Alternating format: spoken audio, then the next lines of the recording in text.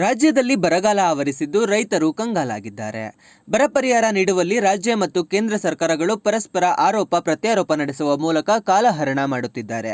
ಕೂಡಲೇ ಬರ ಪರಿಹಾರ ವಿತರಿಸಬೇಕು ಎಂದು ಕರ್ನಾಟಕ ಪ್ರಾಂತ ರೈತ ಸಂಘದ ರಾಜ್ಯಾಧ್ಯಕ್ಷರಾದ ಜಿಸಿ ಬಯ್ಯಾರೆಡ್ಡಿ ಆಗ್ರಹಿಸಿದ್ದಾರೆ.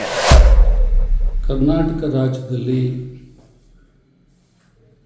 ಮತ್ತೆ ಗಂಭೀರವಾದಂಥ ಬರಗಾಲ ರಾಜ್ಯವನ್ನು ಆವರಿಸಿಕೊಂಡಿದೆ. ಬೆಂಬಲ ಬೆಲೆ ಇಲ್ಲದೇನೆ ಅಗತ್ಯ ಇರುವಂತಹ ಗುಣಮಟ್ಟದ ಬೀಜ, ಗೊಬ್ಬರ ಇತ್ಯಾದಿಗಳ ಲಭ್ಯತೆ ಇಲ್ಲದೆ ದಿನವಿಡೀ ದುಡಿದ್ರೂ ಊಟ ಮಾಡೋಕ್ಕೆ ಸಾಕಾಗೋದಿಲ್ಲ ಅನ್ನುವಂಥ ಪರಿಸ್ಥಿತಿಯಲ್ಲಿ ಇಡೀ ಕರ್ನಾಟಕವನ್ನು ಈ ವರ್ಷ ಮತ್ತೆ ಬರಗಾಲ ಆವರಿಸಿಕೊಂಡಿದೆ. ಈ ಬರಗಾಲದಿಂದ ರೈತರು ತಲ್ಲಣಗೊಂಡಿದ್ದಾರೆ. ಕೃಷಿ ಕೂಲಿಕಾರರು ಗ್ರಾಮೀಣ ಪ್ರದೇಶದಲ್ಲಿ ಕೆಲಸಗಳು ಸಿಗದೆ ನಗರಗಳಿಗೆ, ಹೊರ ರಾಜ್ಯಗಳಿಗೆ ವಲಸೆ ಹೋಗುವ ಸ್ಥಿತಿ ನಿರ್ಮಾಣ ಆಗಿದೆ. ಮೊನ್ನೆ 6 ತಿಂಗಳ ಹಿಂದೆ ಕರ್ನಾಟಕ ರಾಜ್ಯ ವಿಧಾನಸಭೆಗೆ ಚುನಾವಣೆ ನಡೆದಿದೆ. ಇನ್ನೊಂದು 6 ತಿಂಗಳಲ್ಲಿ ಲೋಕಸಭೆಗೆ ಚುನಾವಣೆಯನ್ನು ನಡೆಸಲಿಕ್ಕೆ ಎಲ್ಲ ತಯಾರಿಗಳು ನಡೆದಿದ್ದಾವೆ. ಆದರೆ 6 ತಿಂಗಳ ಹಿಂದೆ ಅಧಿಕಾರಕ್ಕೆ ಬಂದಂಥ ರಾಜ್ಯ ಸರ್ಕಾರ ಕೇಂದ್ರ ಸರ್ಕಾರಕ್ಕೆ ನಾವು ವರದಿಯನ್ನು ಸಲ್ಲಿಸಿದ್ದೇವೆ. ಕೇಂದ್ರ ಸರ್ಕಾರದ ಬರಗಾಲ ಅಧ್ಯಯನ ಮಾಡೋ ತಂಡಗಳು ರಾಜ್ಯಕ್ಕೆ ಬಂದು ಹೋಗಿದ್ದಾವೆ. ಸುಮಾರು 35-40 ಸಾವಿರ ಕೋಟಿ ರೂಪಾಯಿಯಷ್ಟು ಬೆಳೆ ನಷ್ಟ ಆಗಿದೆ. ಅದನ್ನು ಪರಿಹಾರ ಕೊಡಿ ಅಂತ ನಾವು ಕೇಳಿದ್ದೇವೆ. ಕೇಂದ್ರ ಸರ್ಕಾರ ಬಿಡಿಗಾಸನ್ನು ಕೊಟ್ಟಿಲ್ಲ. ನಾವೇನು ಮಾಡೋದು ಅಂತೇಳಿ ರಾಜ್ಯ ಸರ್ಕಾರದ ಮಂತ್ರಿಗಳು, ವಿಶೇಷವಾಗಿ ಮುಖ್ಯಮಂತ್ರಿಗಳು ಮಾಧ್ಯಮದವರನ್ನು, ಜನರನ್ನು ಪ್ರಶ್ನೆ ಮಾಡ್ತಾ ಇದ್ದಾರೆ.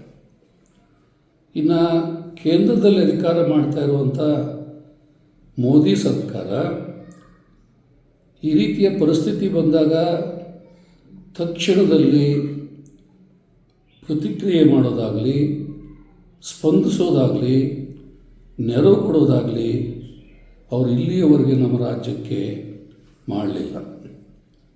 ಮೋದಿಯವರು ಮತ್ತೊಮ್ಮೆ ಚುನಾವಣೆ ಗೆಲ್ಲಬೇಕು ಅಂತ ಮಾತಾಡ್ತಾ ಇದ್ದಾರೆ. ಬಹುಶಃ ಈ ತಿಂಗಳಲ್ಲಿ ಅಯೋಧ್ಯೆಯಲ್ಲಿ ರಾಮ ಮಂದಿರವನ್ನು ಉದ್ಘಾಟನೆ ಮಾಡ್ತೀವಿ, ಆ ಮೂಲಕ ರಾಮರಾಜ್ಯ ಕಟ್ತೀವಿ ಅಂತೇಳಿ ಮಾತಾಡ್ತಾ ಇದ್ದಾರೆ. ಆದರೆ ದೇಶಕ್ಕೆ ಅನ್ನ ಕೊಡುವಂಥ ರೈತ, ಆ ರೈತನ ಕಷ್ಟಕ್ಕೆ ಸ್ಪಂದಿಸೋದ್ರ ಬಗ್ಗೆ ಮೋದಿಯವರು ಮೌನ ವಹಿಸಿದ್ದಾರೆ. ಇನ್ನು ನಮ್ಮ ದುರಂತ, ಕರ್ನಾಟಕ ರಾಜ್ಯದಲ್ಲಿ ಒಂದು 2-3 ಬಿಟ್ಟರೆ ಉಳಿದಂಥವರೆಲ್ಲ ಲೋಕಸಭಾ ಸದಸ್ಯರು BJPಯವರೇ.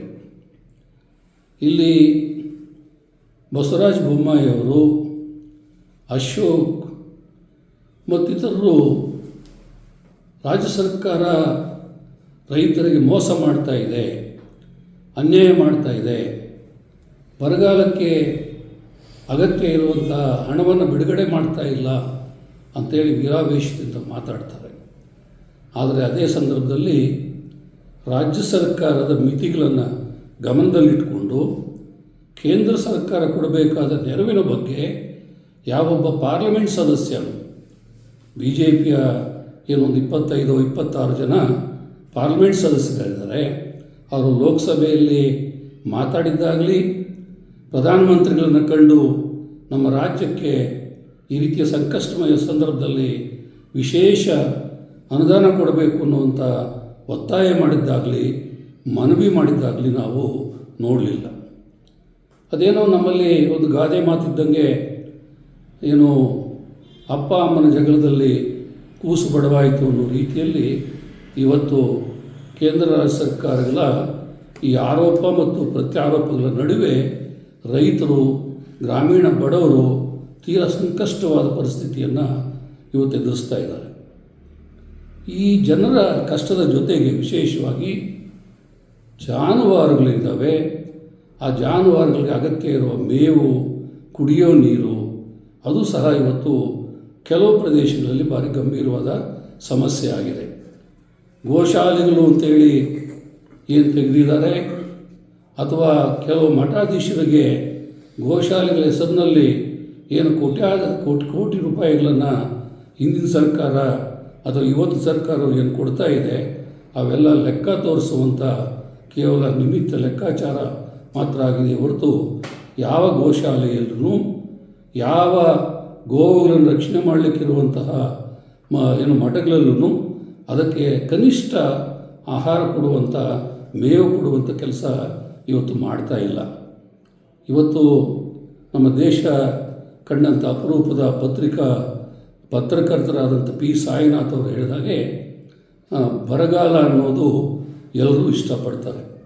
ಎವರಿಬಡಿ ಲವ್ಸ್ ಡಾಟ್ ಅಂತಾರಲ್ಲ, ಹಾಗೆ ಒಂದು ಈ ಬರಗಾಲ ಬಂದಿದೆ. ಇವತ್ತು ಯಾರ್ಯಾರೋ ಸಂತೋಷದಿಂದ ಅದನ್ನು ತಮ್ಮ ಲಾಭಕ್ಕೆ ಏನು ಮಾಡ್ಕೋಬೇಕು ಮಾಡ್ಕೊಳ್ತಾ ಇದ್ದಾರೆ. ಆದರೆ ರೈತರಿಗೆ, ಸಾಮಾನ್ಯ ಜನರಿಗೆ ನೆರವು ಸಿಗ್ತಾ ಇಲ್ಲ. ಸೊ ಈ ಸಂದರ್ಭದಲ್ಲಿ ನಾವು ರೈತ ಸಂಘಟನೆಗಳು 2-3 ಬಾರಿ ಸರ್ಕಾರಗಳನ್ನು ಒತ್ತಾಯ ಮಾಡಿದ್ದೇವೆ, ಕೂಡಲೇ ಪರಿಹಾರ ಕೊಡಬೇಕು ಅಂತೇಳಿ. ಆ ಪರಿಹಾರ ಇನ್ನೂ ಬಿಡುಗಡೆ ಆಗಿಲ್ಲ.